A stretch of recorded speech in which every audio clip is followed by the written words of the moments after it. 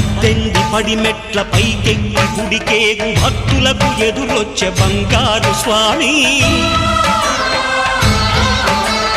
ఇరుముడులు స్పృశించి శుభమనుచు దీవించి జన బృందముల చేరే జగమేలు స్వామి తన భక్తులొనరిల్చు తప్పులకు తడబడి ఒక పక్క ఒరిగెన ఓంకారమూర్తి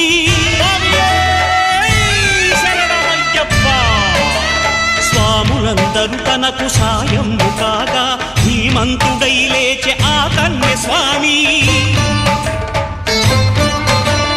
పట్టబంధము వీడి భక్తతతికై పరుగు పరుగున వచ్చే భూమిపైకి నరుడై